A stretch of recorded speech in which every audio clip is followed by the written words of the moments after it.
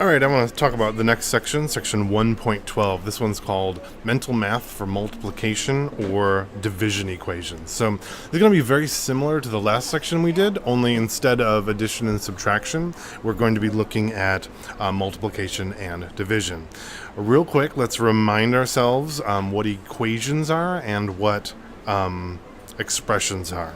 So let's write that out. We have our expressions and equations.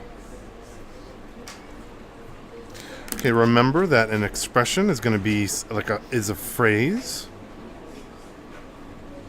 and it means that we have no equal sign. So for example, we could have like 3 plus 15, 2 times 12 plus 1, or we could have 3x minus 15.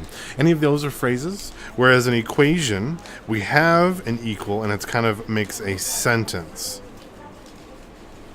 And it's going to be like 14 minus 5 equals 3 times 3, or 15 equals 5 times 3, or even 3x equals 50. All of these have equal signs and they form a sentence. So let's take a look at some equations that we're going to be solving this time. Now, we're not going to use any rules that we have. We're just going to try to figure them out based on the thing that comes up. So for example, let's take a look at example 1. It's going to say x over 3 equals 4.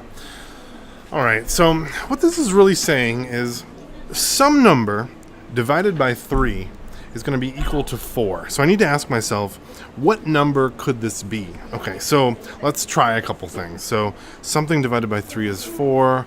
Let's see, what about 9? 9 divided by 3, that's 3, so that's not quite 4. Okay, let's try a different number. What about 12? 12 divided by 3, oh, that is 4. That means that x is equal to 12 in this case, because if I were to put 12 back into this, I would be able to, this would be equal, and that equal sign would be correct. So that's all I'm doing this time, is just figuring it out. If you feel like you get it, go ahead and go on. I'll show a couple of more examples. Let's look at example 2. In this case, we're going to have 6x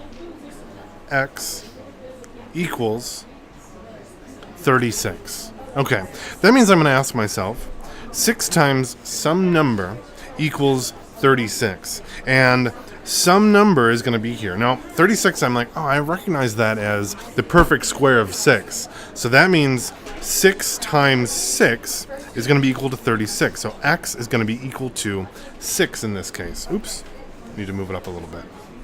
So that's so I can figure that one out. Let's take a look at one more. Example 3.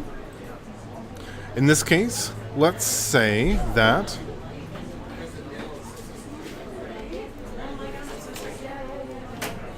x over 7 equals 2. X divided by 7 equals 2. Okay, what number divided by 7 equals 2? Well, in this case, I can guess, well, 7, if I put 7 on top, 7 divided by 7 is 1. So it's probably going to be like twice 7. And 2 times 7 is 14. So if I put 14 up on the top, 14 divided by 7, 14 divided by 7, that equals 2. So that is going to be my answer. So I could say that x equals 14 in this case. That's pretty much all that I do. Go ahead and good luck.